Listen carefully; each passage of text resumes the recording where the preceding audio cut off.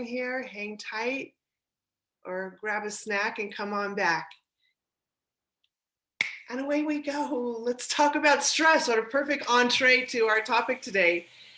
Stress is going to be there. And it certainly was a factor this last year, right? And you know what? I'm going to record this. So for anybody who misses this, I always record my presentations. More people actually listen to them, of course, the recorded version than the live version. I know how difficult it is to slice out this time, but thank you for being here. So let's talk about stress and what a year it was, right? I mean, there's always going to be stress, but it was kind of off the charts for a lot of people on an international level. So many of us are dealing with how best to maneuver and have a healthy stress response, right? I have a disclaimer here. I am not a practitioner. I am not here to treat, cure, or mitigate disease. And I always recommend, if you're going to make any changes to your health protocol, to always work with a qualified healthcare practitioner. So I'm just going to be relaying some information that I've gathered through the years. Again, these are not in any way, shape, or form meant to tell you what to do or protocols to incorporate, just stuff that I enjoy doing that I have found to be fundamental to a healthy and vital life. So let's get into it. We all know there's a lot that happens to our bodies when our stress response is triggered, right? We could be triggered into that fight or flight syndrome where all of those hormones, all of our reactions are hot. Heat rises, in fact. So what happens when we get into this state of kind of this low grade or acute stress situation is from our brains is triggered a whole series of events. It's amazing how powerful our brains are.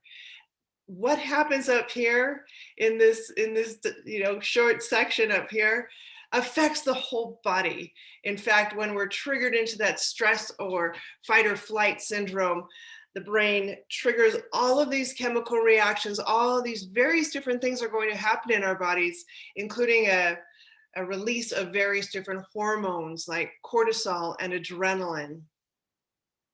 The net result, we're all old enough here. I don't know how y'all are in age, but I imagine if you're in this call or listening to the recorded version, we're all old enough to know that stress impacts our physical health in so many different ways.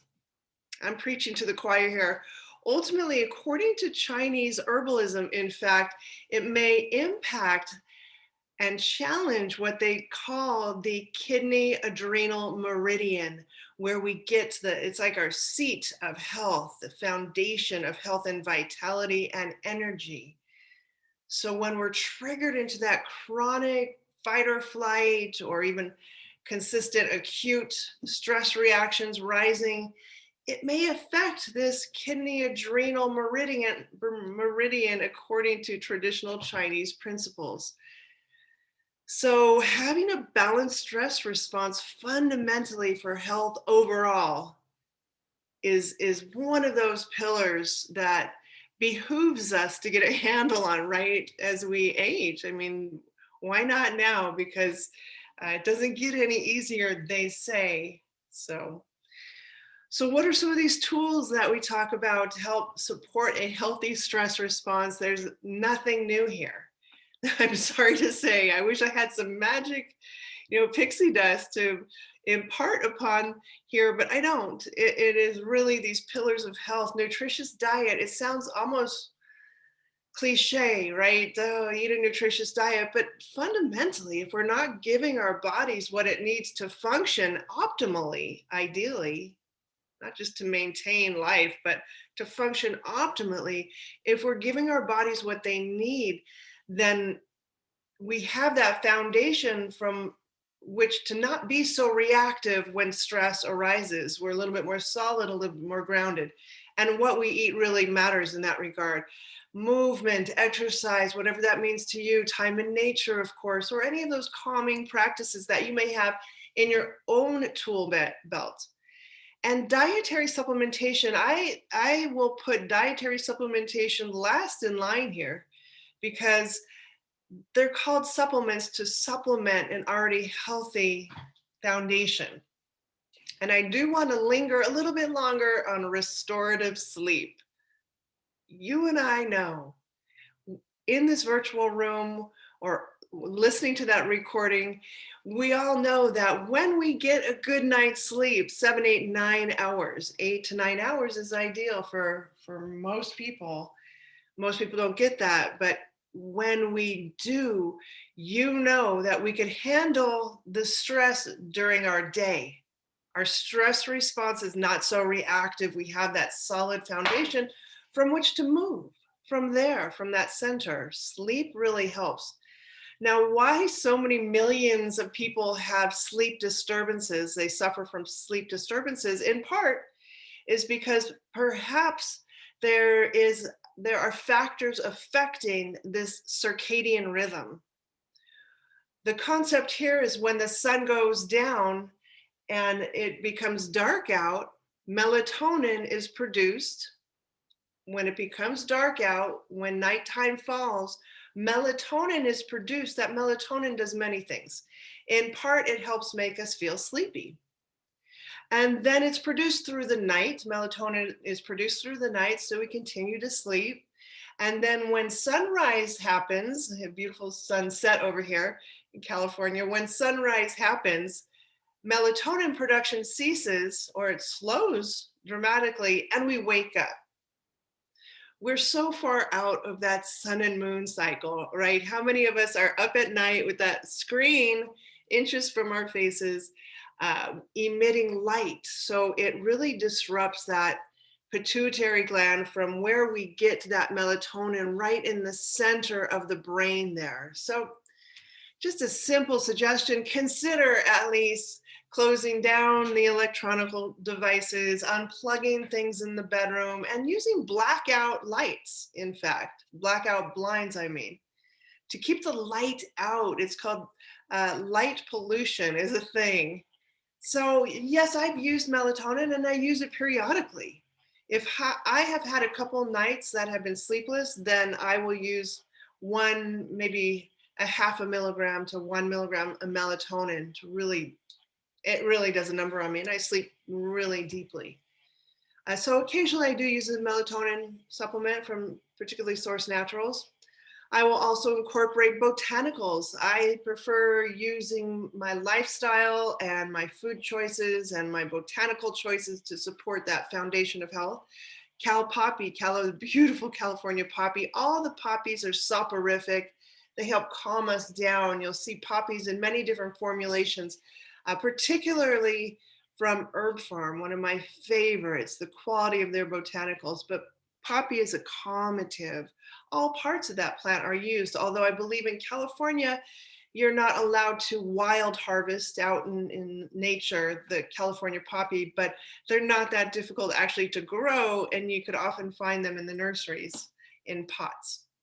Lavender, something as simple as a fragrance, can calm us down, can give us a moment of reprieve from that hamster wheel of stress. Lavender is renowned for that. Even just looking at these fields of lavender, we all know what lavender smells like.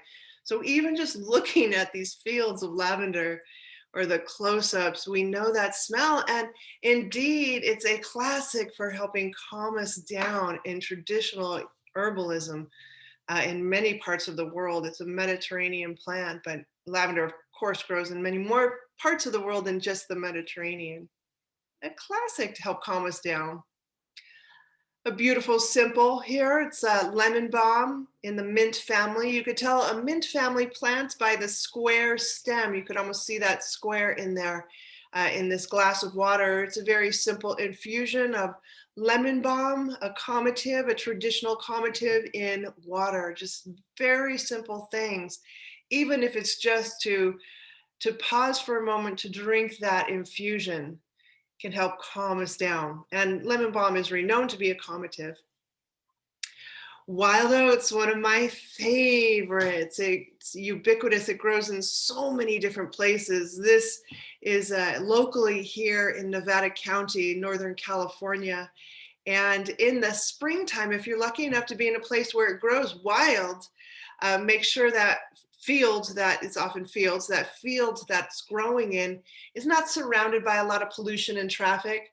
And if accessible, you can harvest these little seed pods up top there or growing along the stem. You could harvest those and use it as a nice dry it and use that as a nice tea. It's very high in minerals, not very high in minerals. It's not like taking 1,000 milligram magnesium, but taken along the way as a nice addition to a healthy lifestyle, it does provide some mineral support and is a classic in American herbalism, European herbalism, and other parts of the world now as a calmative to support nerve health, particularly.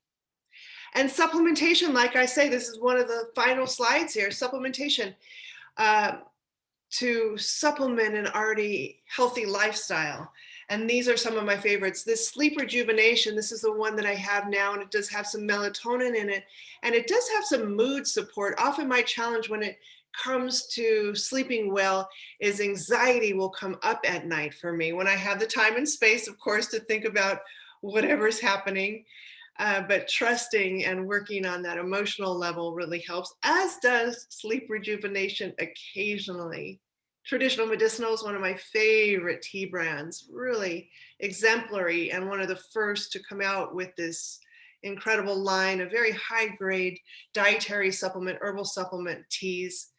Chamomile lavender, beautiful combination. We have from Herb Farm the nervous system tonic and the adrenal support with some adaptogenic support, some wild oats, some nervines like scutellaria help calming us down. So there you have it. And for your complimentary product, Canna Joint Relief, feel free to email me. It comes right to me, customer service at cannajointrelief.com. Thank you for your time. Thank you for your attention. And if you have any questions, also that email, like I said, goes directly to me. Email me your questions at any point. I am here to support you and the work that you do. So thank you so much. Have a beautiful summer, and I will see you next month in June. And we'll have our next monthly health tune-up. I'm not quite sure what the topic will be, but if you have any suggestions, call me. Thank you so much.